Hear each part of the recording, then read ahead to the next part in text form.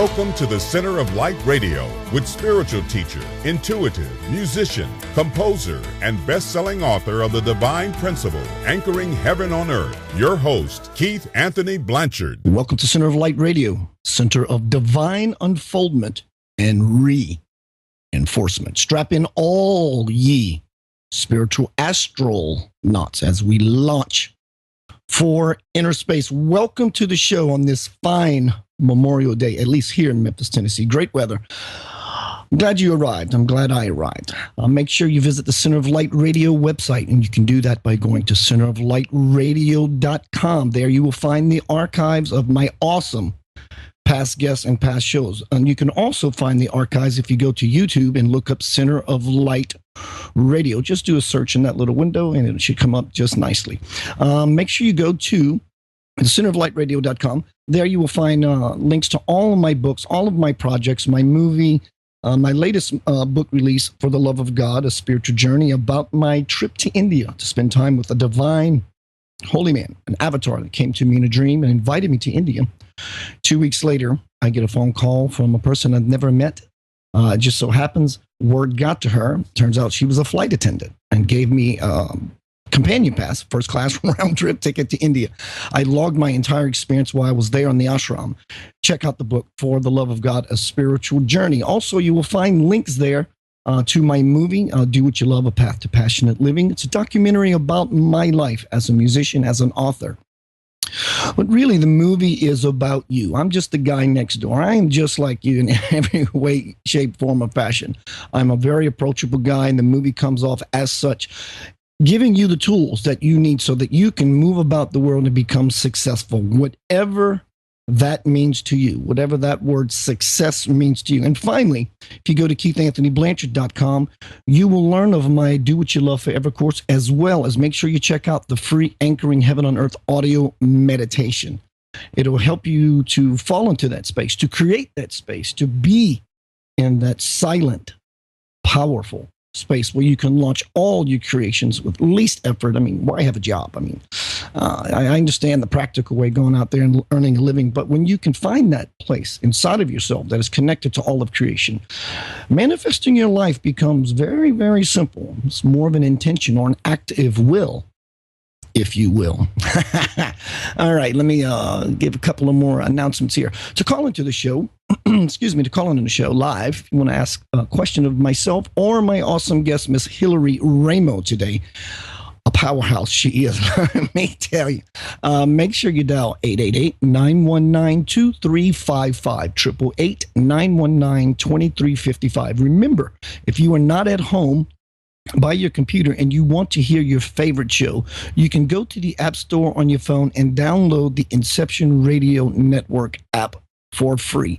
Everything is right there at your fingertips. Chat room, listen, live links, news, podcasts, much more. Always remember, there are many ways to connect to the Center of Light Radio and Inception Radio Network. Now it's time to get down to Center of Light Radio business. You have to forgive me, listening audience. I live right next to a train station, and a few years that I've lived here, I've never heard such activity in any one moment, but they are definitely kicking in the back. So they're going to be chugging off here in a minute. Let me tell you about my awesome guest today, Miss Hillary Raimo. Today we will be discussing love breath for Earth, a living experiential hypothesis. What happens when you gather people around the globe and invoke their most loving memories? Hillary Raimo, founder of Love Breath for Earth Global Meditations, joins me on the air to discuss her year-long experiential hypothesis. Hear how the story began, what Love Breath for Earth is stirring in hearts around the globe. A movement of higher consciousness is rippling across the globe, reclaiming humanity's relationship with nature and asking all to bloom. Hillary, founder of Love Breath for Earth, is a well-known psychic medium. Maybe I can get a reading. Well-known psychic medium, ordained non-denominational minister, master Reiki healer, a shamanic practitioner, and earth oracle. Hillary is an Hillary is an expert on multidimensional healing. She specializes in communicating about how the mind-body healing process frees consciousness on a personal to global level in order to help enable body, energy, and collective consciousness to transcend time and space. Her international client base consulting ranges from high-level corporate complex executives to filmmakers, best-selling authors, celebrities, and thousands of world citizens. Welcome to the Center of Light Radio, Hillary Raimo. Hi, Keith. Thanks so much for having me. It's really a pleasure to be here. It's great to be on the air with you again. It is always a joy to speak with you. And I called you powerhouse on purpose. The term I was going to use a little earlier today was firecracker. Appropriate weekend. Yeah, right. Memorial Day weekend. And you're here and you're the firecracker. Tell me about this awesome program, this awesome thing that you're doing today. Yeah, it's been quite an adventure. Love Breathe for Earth is really quite an adventure that landed in my lap last year when my sister and I ended up finding this beautiful message written in the sand dunes. We had reconciled and kind of come back together, had a reunion of sorts, and we had taken a trip down to Cape Cod to spend some time with a friend of ours. And we ended up meditating on a beach together under the stars, and we had a really quite profound experience, her and I. And we set about kind of going to different points around the Cape that, seemed to hold very special energy. And we practiced meditating together. And being blood sisters, I found that there was an extraordinary thing happening between the two of us as we would sit down and meditate together, that both of our experiences, our senses, the things that we were tuning into were enhanced quite powerfully. And it became kind of this adventure. We were kind of going around doing this, meditating on the beach during the day, during the evening, under the stars. We had a really profound time, and we were both giving each other feedback of sorts. And it was really interesting when one time we finished one of our meditations on the beach, and we walked over the sand dune that we had come from back to our car, and someone had written the two words into the sand. The first word was love. The second word was breathe. So I took a picture of these two words and I said, this is really great. We were like given a message on top of this mound, after we did all this beautiful, blessed meditation work together. And so we had this idea to come up with a global meditation. And we would ask people to show up to love, meaning they invoke their most treasured memories of love. Love, Keith, is different for everybody. We all have a different kind of perspective or concept of what love is. So what we did was we decided to ask each person who participated to just, whatever it means to you, whatever memories you have in your body that, invoke a feeling of love inside of you, whether it be for a partner or a child or a pet, whatever it is, some special experience. We all have something inside of us that has given us a flicker of what that emotion feels like. So Love Breathe for Earth offers each person a chance to sit down consciously wherever they are, whether they're outside in nature or they're in their office cubicle or, wherever they are, they can do it. They just have to sit there and invoke those feelings. What it does is it starts off an interesting chemical process within the human body. We actually change our chemistry when we think about certain things. That's how the foundation of PTSD works. The traumatic memories and experiences that we hold inside of our physical, mental, etheric being, our entire energetic body, invoke these feelings of anxiety and stuff that people go through for PTSD. Well, we thought, what if we did the opposite? What if we invoked these loving, beautiful memories that we have, and we just practice feeling them long enough over and over in our own special way, however we wish to express that. And we give the body a chance to really let that chemical infusion set in. And if we practice that feeling long enough, we begin to kind of breathe in and breathe out the sacred breath of life. And we actually exhale this really pure form of, I call it blessed kind of carbon dioxide out into our environment. Lovely. That works with the plants, and the plants, I always tell people, if you can go outside and work with the natural environment, do this. At least try it and do it if you can.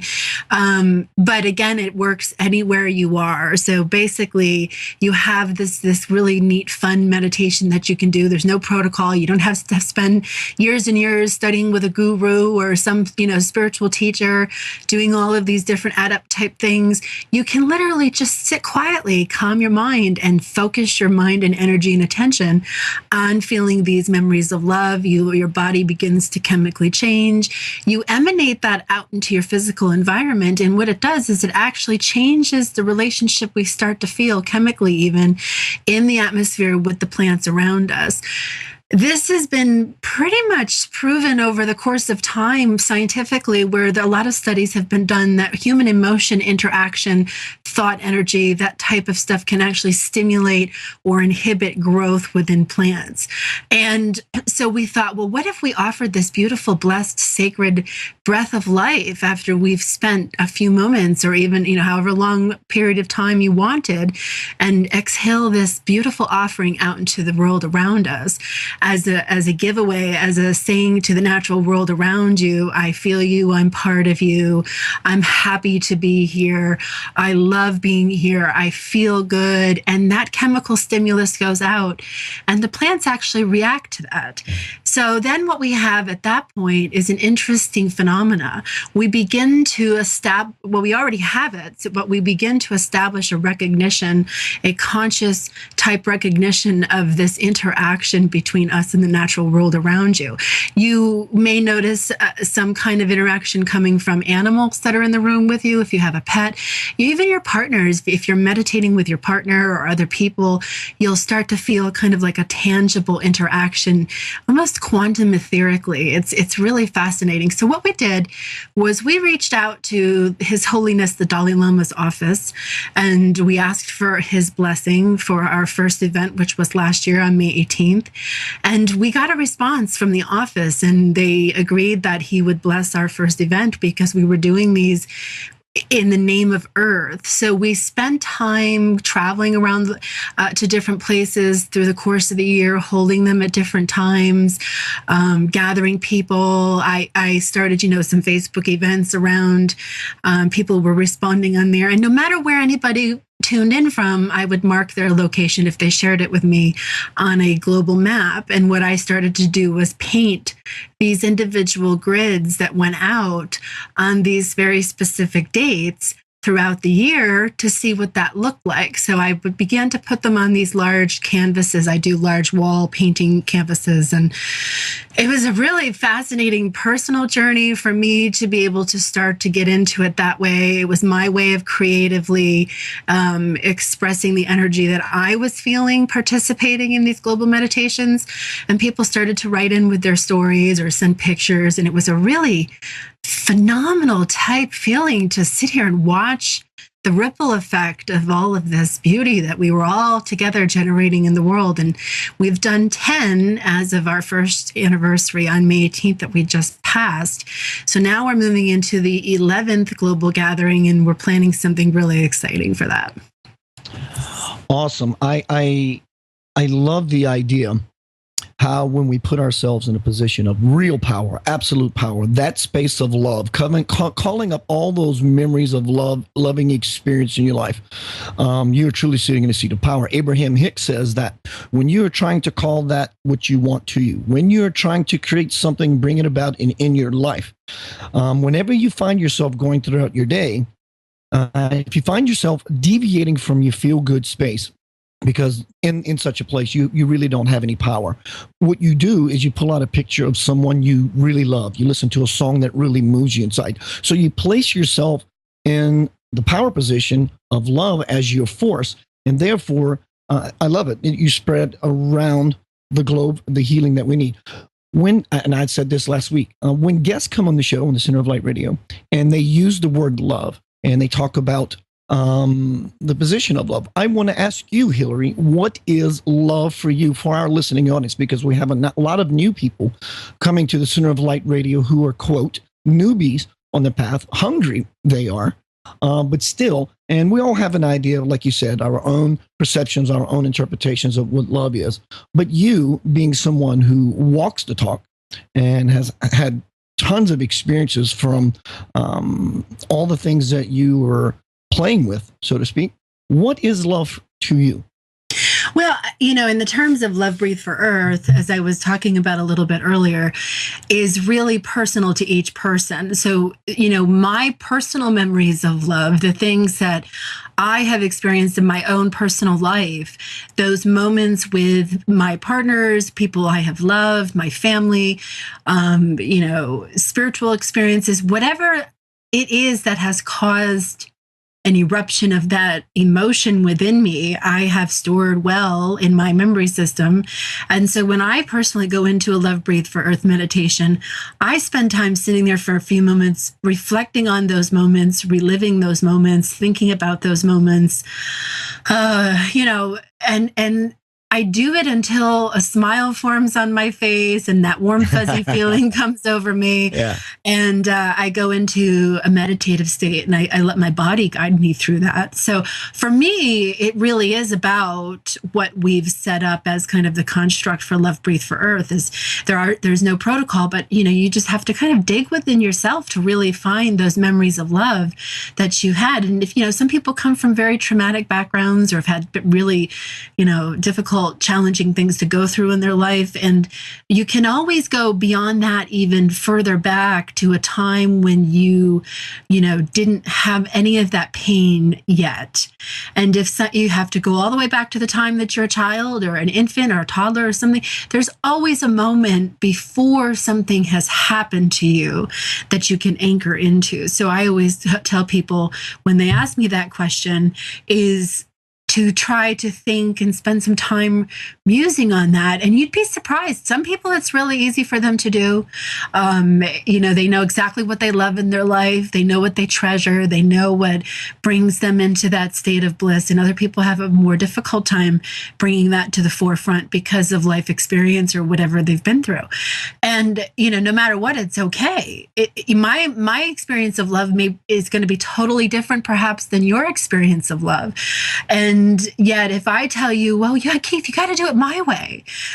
To me, it's a very arrogant way of teaching, because if you have to do it my way, then you're not doing it your way. And your body needs you to stimulate the chemistry in your own system. So those memories have to be embedded into the biology that you hold that is unique. We always talk about this. We are all one kind of movement going through the New Age industry. And mind you, it is $1 billion industry. But yes, when we forget that we each have a unique, individual, complex, geometrical type frequency that we emanate based on our individual bodies, our minds, our emotions, all the things that make us who we are. I always have found it fascinating that human beings are basically alike, but yet why do we always manifest as completely different unless we're biological twins or we have some kind of biological counterpart like that? If we were so meant to become one big, solid, moving entity of consciousness, then we would not have been given our unique individual blueprints, which we all fulfill in our own way. So we each bring a unique vibration to the harmonic scale of this world called, higher consciousness. And the better we are at fine-tuning that individual frequency within ourselves, then the more effective we are in drawing that to, that peace to us, or that feeling of whatever it is we're looking for. Because what I'm looking for is not going to be what you're looking for, or vice versa necessarily. We all have these individual fates and destinies, and we're all on a path of our own. But yet every now and then we share it together with people, or we come across people that we spend some time here and then we move on to something else. There is always a reason why we never stay put in one situation for too long. We always have to change it, either dynamically or literally. There's always some kind of element that we need to have filtering through our experiences. And that's what ultimately leads to the transformation process.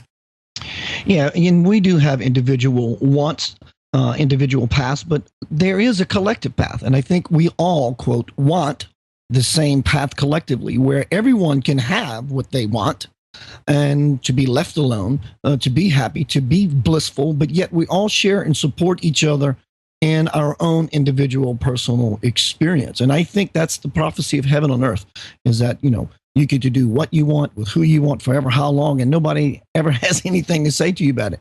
I recently did some counseling work with a friend of mine and was sharing with her the power of creating an altar in your home.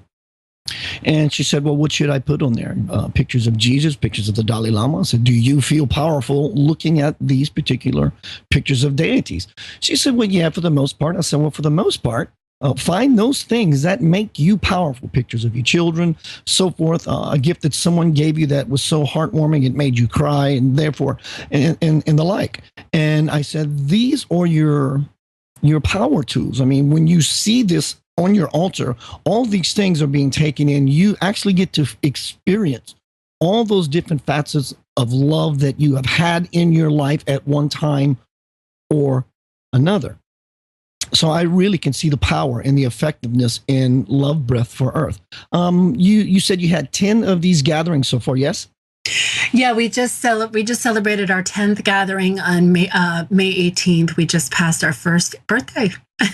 How was the turnout? Well, we had a lot of people join in from different places. They wrote in. We have some people who have done every single one. We have others who've come and gone, who've done one or two, or however many, whatever many they're called to. The ones that have joined us since the beginning, are in various places around the world. We had somebody in, the UK. We had somebody in Iceland. We had somebody, and whether it's one person, 2 people, 10 people, 100 people, we don't differentiate between the size of the group getting together. We just point the location, because we feel that the minute one person makes the intent to join in together, and that's exactly where you just mentioned how the collective path happens when we all intentionally gather, and we do it on a particular day, and we always do 1 p.m. all time zones, so there's a ripple effect that goes around the planet, because we feel that there is something to gathering and doing it together. And then there is something to doing it every day on your own, in your own way. Love Breathe for Earth really has the intention of teaching people how to communicate and practice their reciprocal relationship with the natural world. And the reason, one of the reasons that this started was not just the trip that my sister and I had taken and the words that we had seen. That previous fall, I had studied the Voynich manuscript at Yale University, and I had gotten special permission to go in and sit down with the manuscript and study it. And I had a fascination for this manuscript. And for people who are not familiar with what the Voynich manuscript is, it is a book that was found in a castle in France, and it got into the hands of a rare book dealer, made its way to London, and then it kind of did the circuit through some really interesting people had their hands on this book. It is written in a language that is not decipherable as of today. They have had many, many people look at it, many language experts.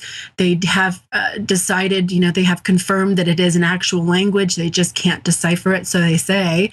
But it's a book on medicinal plants, power plants. It's a book on plants, and it shows their individual characteristics in fine detail. It talks about recipes, how to mix them. It's an alchemical type magic book. They have star charts in there, all kinds of really different, interesting things. They show people doing ceremony around the wheel. It looks like it appears to say different times. It almost has what could be microscopic plant sections of the plant to really show the inner workings of the plant. And one of the plants that they have been able to identify, because they've only been able to identify a handful, is the cannabis plant. So when I found the cannabis, I didn't find it in there, but when I saw it, I found that really fascinating. So that's really what sparked my journey into, bringing this forward. So I was working with a collective in California. We had set up a room where they would apply some of the techniques that, I was kind of decoding out of this manuscript, and they applied it to the cannabis plant. So they had a grow room being, kind of like a control room where they didn't do anything different. And, they just kind of grew the cannabis plant the way they would normally grow it. And then we had a second room where we had plants in there, and we were applying techniques that absolutely proved. I mean, the room growth difference, the yield difference was amazing. It looked like a jungle in that room, and the other room just looked like a typical grow room where the plants get to be so high, and that's it.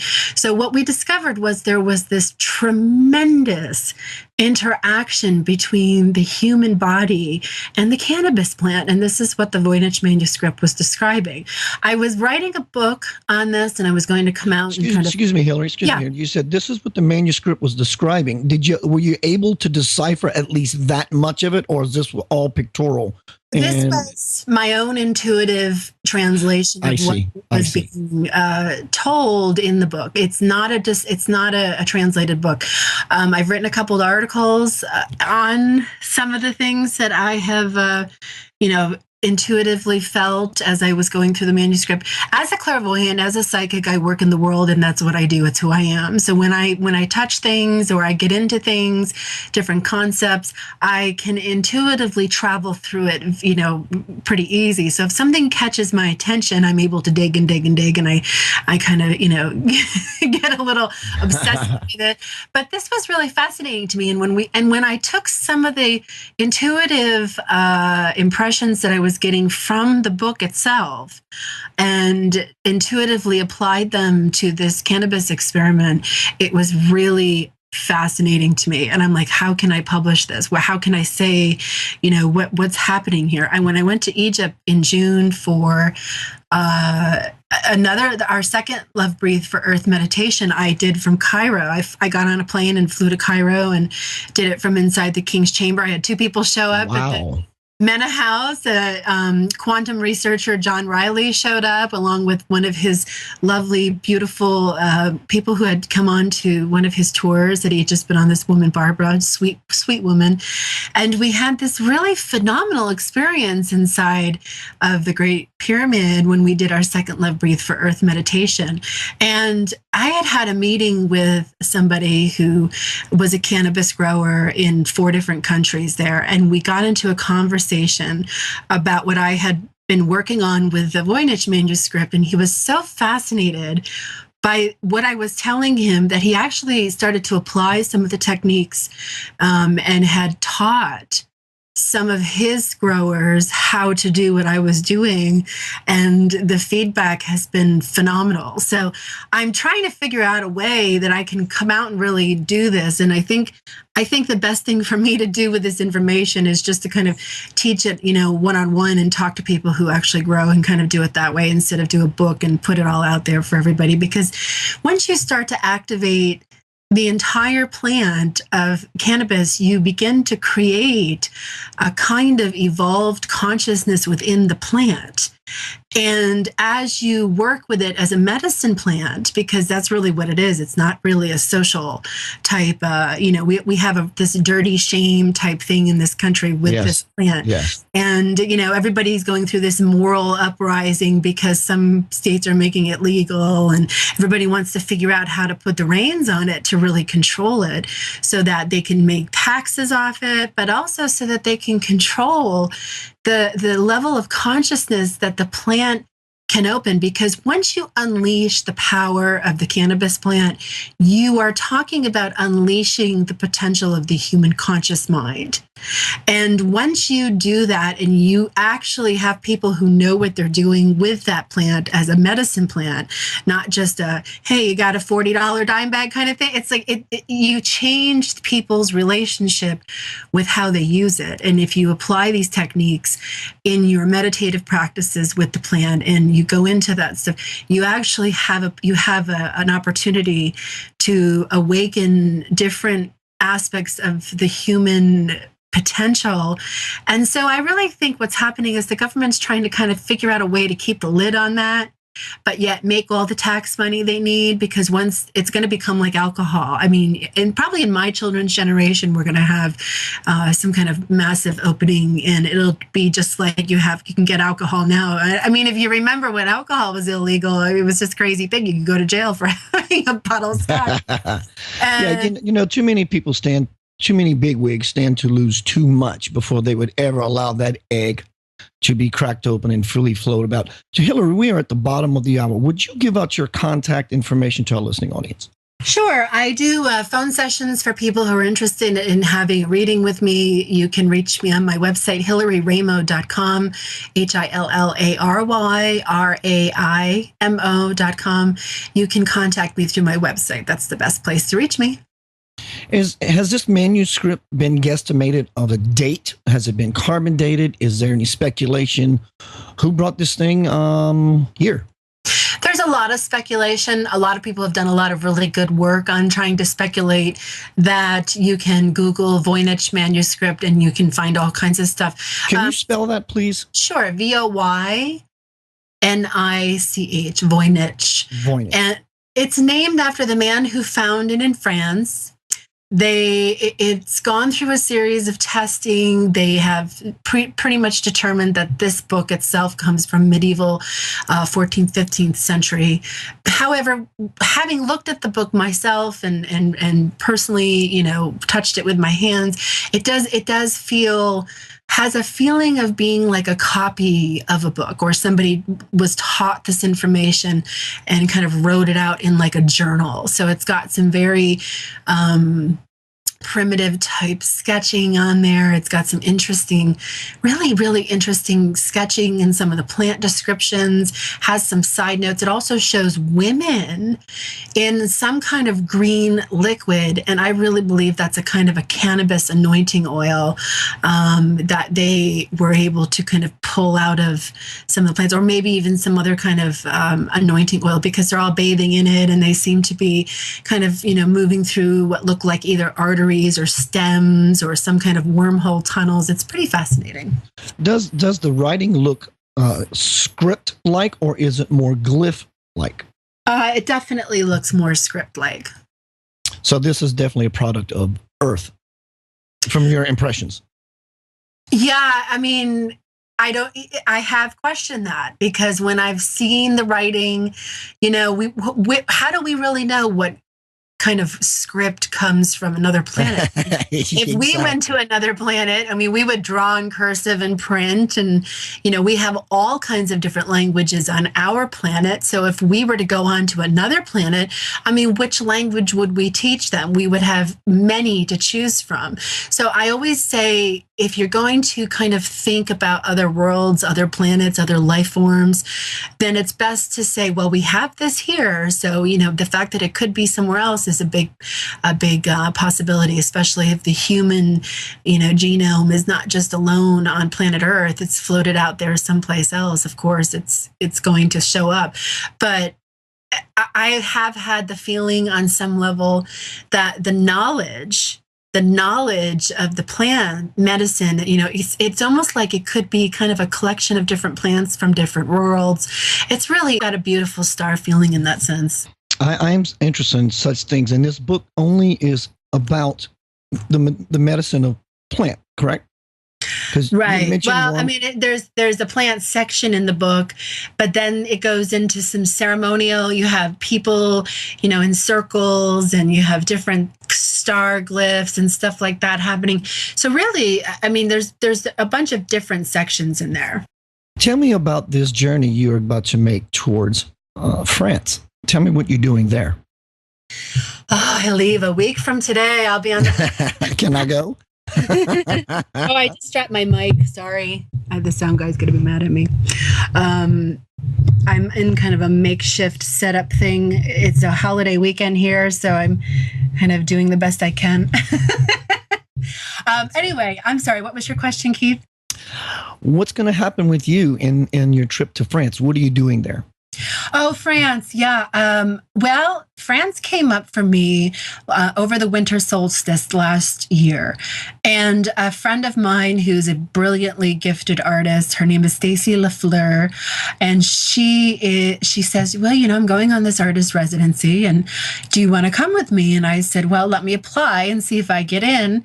And so I did. I applied, and I told the woman who was in charge of, accepting these applications, I told her the story of Love Breathe for Earth and how we had done these, and I had painted this series that went along with these global meditations, and each place that we went had some significance and a story to it. And so we were kind of weaving the healing of generational healing into the story.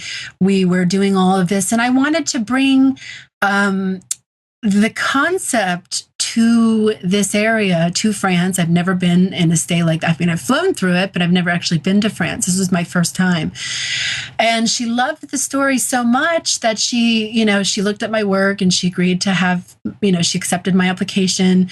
And so it was my first artist residency. And I said, well, I'm going to do this Magdalene series and I'm going to paint the Magdalene portals. And so I was working on kind of getting into that zone, and something just wasn't quite clicking. And then I had this wonderful conversation with her, and she says, well, where you're staying, where we are, is really the Black Madonna. It's the Black Virgin.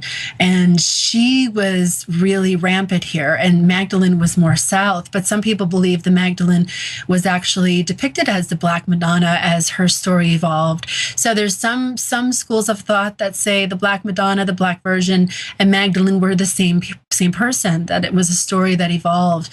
And some people don't agree with that. So I'm interested to see the sites for myself, because I've never experienced them before, and to feel that, and then to do a Love Breathe for Earth meditation from France, and have us anchored there at some of the Black Madonna sites, and see what shows up in the world. So we also track, after we have our meditations, we track some of the current headlines, we watch the weather patterns, we see what kind of shifts might take place, and it's really interesting. So we've spent the last year doing a living experiential hypothesis to my work, my previous work with the Voynich manuscript. I said, well, what happens if I take some of the concepts that I've discovered with the cannabis plant and I apply them on a big scale, and people go out and start working with the woods, or they start working with the flowers in their backyard, or they start working with all plants, And what's happened is we have had a lot of feedback from people,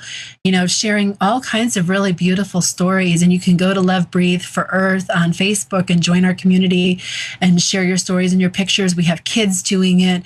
So it's really exciting. So I have this this moment in time coming up where I'm going to immerse myself into those energies and see where it takes us. Last year, after we did Cairo, there were people anchored all over the world, and I was in Cairo. We went to Louisiana in August to work with the swamps. Woohoo! My home. Yeah, well, the swamps hold the largest fungi, and the fungi in the swamps is considered the internet, information highway of the plant system. So when you go into the swamps, fungi is actually what's been discovered to be in the ground that help plants communicate with one another.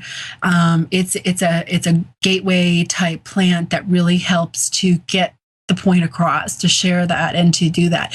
So we went into the heart of Louisiana swamps. My sister and our dear friend Stacy, and we went into the swamps and did this amazing meditation. And then we moved forward into October. And October, we went and did it at the 9/11 Memorial, and we had one of our largest gatherings to date.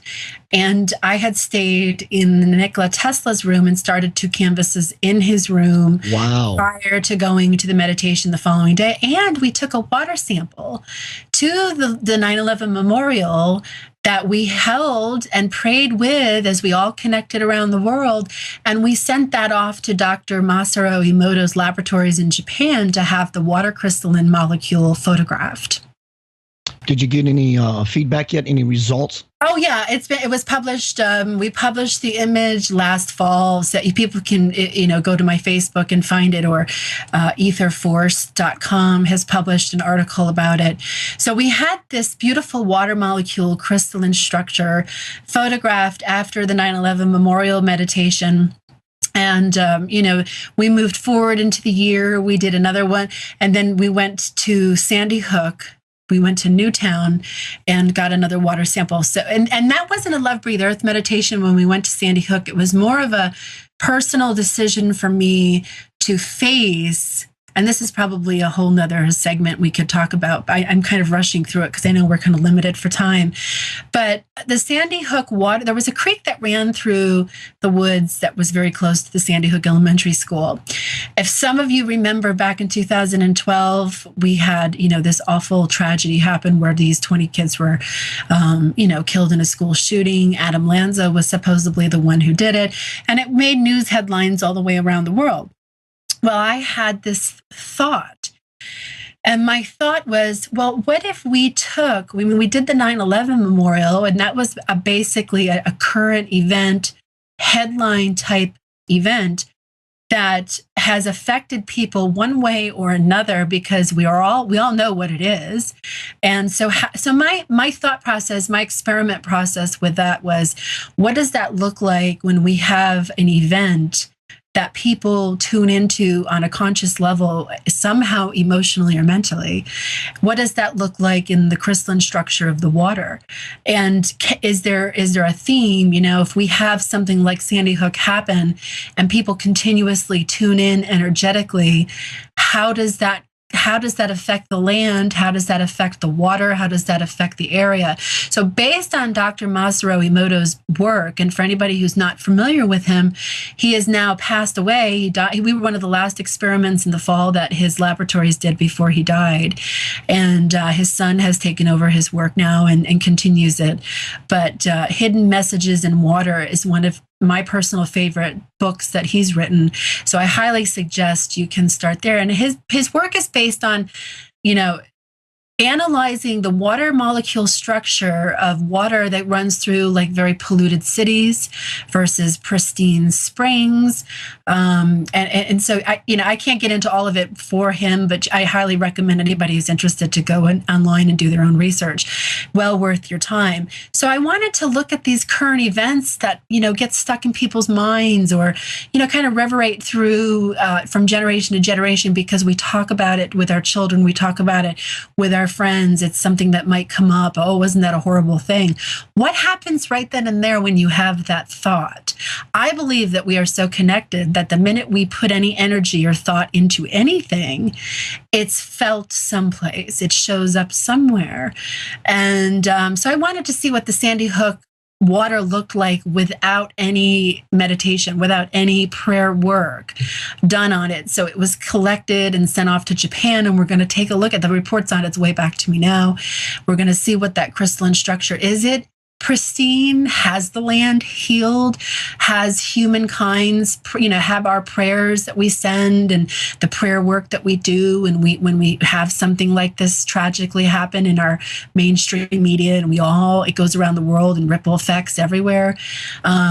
Or does it need a prayer work? Do we need to have a Love Breathe Earth meditation and take the water and, pray over it and then pour it back into it? And symbolically and scientifically, it's kind of where those two worlds collide, because we have proof through Dr. Masaru Emoto's work that our intention and our consciousness for sure affects the crystalline structure of water. So it also would then therefore show us that our thoughts and our emotions that we feel on a regular day-to-day basis affect the water in our body. So what is your water crystalline structure look like inside of you? How does your emotions and your thoughts change the crystalline structure of the water molecule in you? So this has been kind of my own thing that moves. I've been moving into this too. So we're excited. We're waiting for that to come back too. So that's in the works now. You had mentioned just a brief ago about being in South Louisiana and how all of the plant life there, all the fungi and all the cypress trees and all the swamp, they in South Louisiana, in the saltwater areas, they have what's called flottant. And what flottant is basically an island of mud and grass. It's not so solid. It does have some sinking factor to it.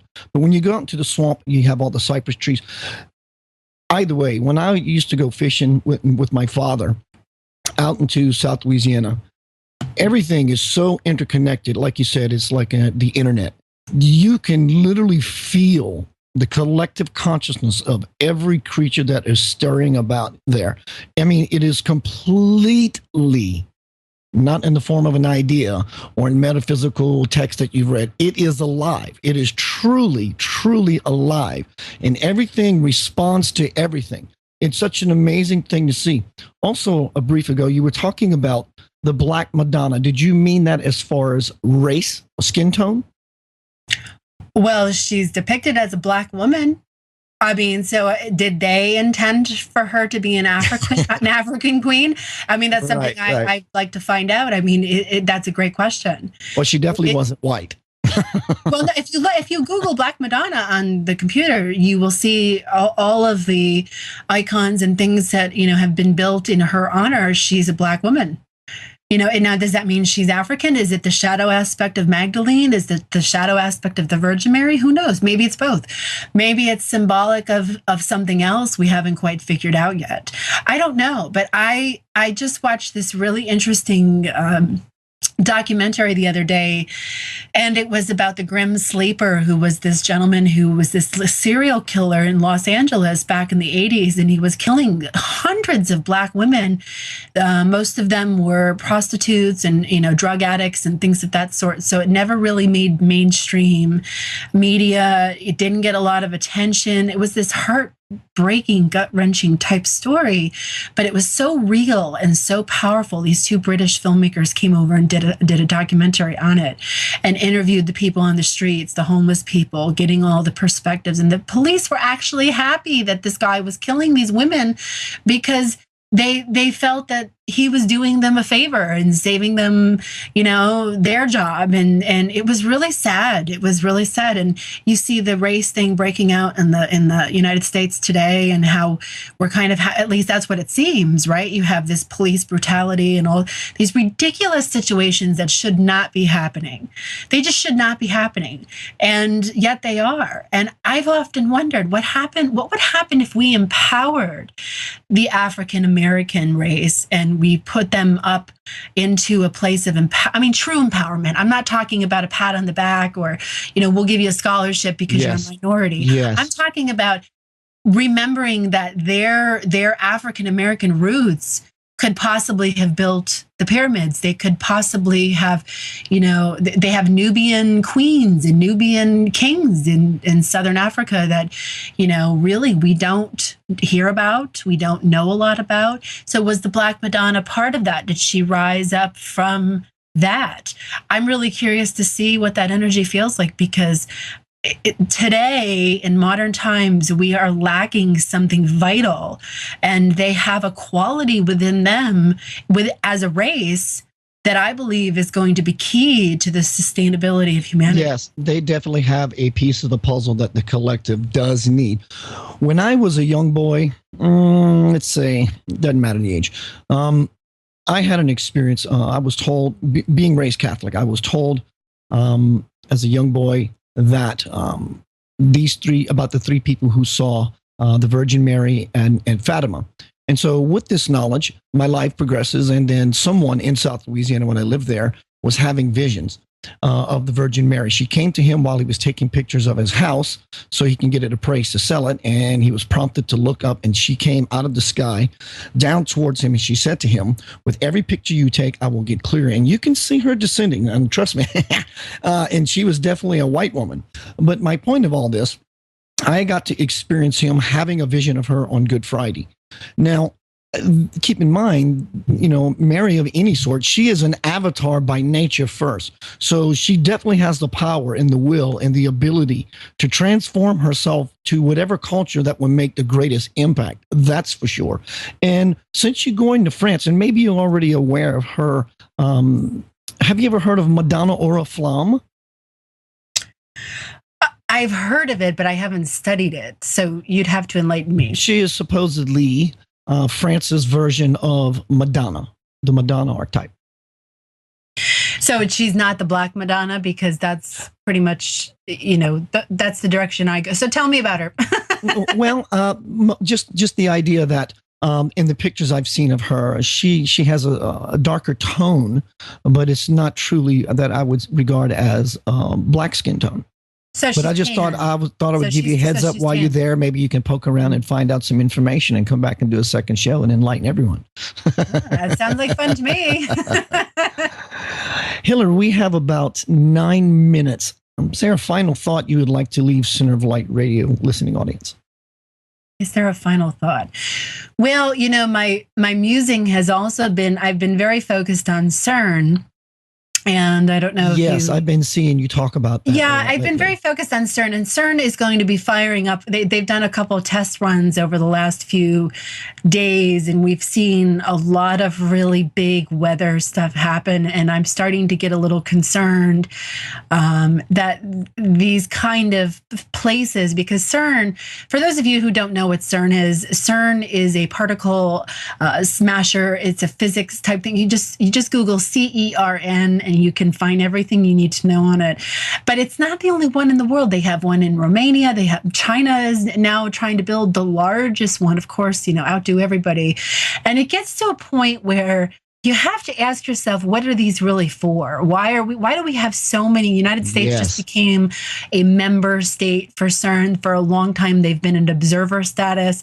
Within the last couple of weeks, they've just signed, so has Turkey. They've both become member states for CERN in Switzerland. Since I'm going to be so close, I'll be in France when they actually fire up their experiments full power for the first time since they have taken a break in the last 2 years, and they've also powered up. So now that they're doing it at a much higher level of power. I mean, they have openly gone on record to say that they're looking to open other dimensions, that they're trying to find the existence of parallel universes and other dimensions.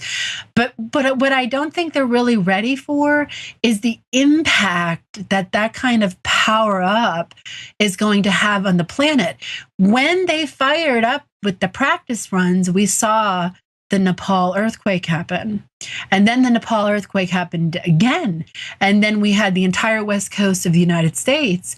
We saw an earthquake activity increase all the way from up in Canada down through Lake Baja. So we had some really interesting statistics pop up. And, I track that. I have people I know people who track that as well. So we all kind of converge together and compare notes, and, which is really important. So if you're one of those people out there and you have a hobby of doing that, find someone else who does too and start comparing notes, because what's happening right now, the planet has a reset button. She's going to take care of herself no matter what happens, and agreed. Life goes on. Totally agreed. So my thought for closing, really, Keith, is that we have a real responsibility to be accountable right now, and we have to really change the direction of our proceeding with the way we have culture set up now. We're kind of like running out of time in some sense, but without going into the doom and gloom of that. We just have to start enjoying life more. We have to start being happier people, more healthy, more enlightened, more responsible, more accountable. And, the minute we start to heal those things between us that make so much conflict and divide is the minute we're going to start saving this planet, so that we can be a part of it, because otherwise we're not going to be a part of it anymore. It's just going to shake us off. Right now would be a great time to implement Love Breath for Earth, considering the possibility of what people are thinking could be happening to California and the West Coast at this point. They're saying the planetary alignments with their massive tug is, in quote, a perfect place for some of these faults to begin to give. And so Love Breath for Earth would be a great way to ensure that we stay stable as a nation. In a geographical way, that's for sure. Yeah, and that's the vision. Is if everybody did this, and practiced this, and worked with the plants, and they could see the work that we've done over the last year, and some of the observations that we've made with the natural world, and especially, the cannabis plant was like the foundation of that, the work that we were doing with that. And I just really believe that the chemicals the plants then give off would be a chain reaction, and we would start to see something happen. But, that happening might be a rebalance, because we might be signaling to the natural world that we need to rebalance. And she's going to rebalance whether we like it or not, whether we're doing it or not. I mean, that's what she does. That's her specialty. She has had millions and zillions of years of practicing evolution. And so her system is foolproof. One way or the other, life continues. And we are also part of a bigger cycle that's not just planetary. We're bigger. We're part of a galaxy. We're part of a sun system. We're part of our spot in the universe. And so when we start to think in a cosmic perspective versus a self-centered perspective, or just thinking about me and this other person, or me and you and me and the five of us, we really need to start expanding our awareness into seeing what are the odds that we have all incarnated on this planet right now at this time. I mean, when you think of the vast scale of really what life is, what are the odds that you and I are here, that you and your sound guy are here, that, you, me, and everybody listening? I mean, God, that's pretty special to me. Why would I want to annihilate you or hurt you, or, and why would you want to do that to me? We got to get over our stuff. So the question will become, why are we here? I mean, not because we're bored. I mean, there's a calling, there's a prompting inside of myself, inside of you, inside of the production team, inside of all those. Why are we moving down this path? Why are we not only moving down the path, why are we passionately, sincerely moving down this path? And it's like, I cannot rest until I complete my mission. Whatever that mission may be, whatever time you decide you're going to check out on the planet, it's like you cannot deflect from the direction of the work you're doing. Would you agree with that? Yeah, I would agree with that. And I would also say to that, we're in this form for a finite amount of time. So we're not in this form eternally, but we're in this form now. So we need to stop the message that our body doesn't matter, which is rampant in the New Age industry, that our body doesn't matter, that we are spirit and the body does matter. The form we are in does matter. The chemistry we produce inside of us does matter. We are actually living human kind of antennas to give the frequency and vibration. We're born to love. We're not born to hate and want to kill each other. We're conditioned to do that. We have a society that conditions us to cause suffering and have suffering. But when we're born, you see any child who hasn't hit that pain moment yet, and their hearts are open, they're trusting, their imagination is free. They don't see strangers as dangerous. They see them as an adventure. Or, let me get to know you. And we have become masters at shutting that down so that we can compete and compare and continue on in that way. Right. Separate, judge, mislead. One of the greatest spiritual teachers that I've been following for years says that you must not take your human birth for granted, for it is through human birth that God can only be realized. But every other being in the universe aspires to humanhood.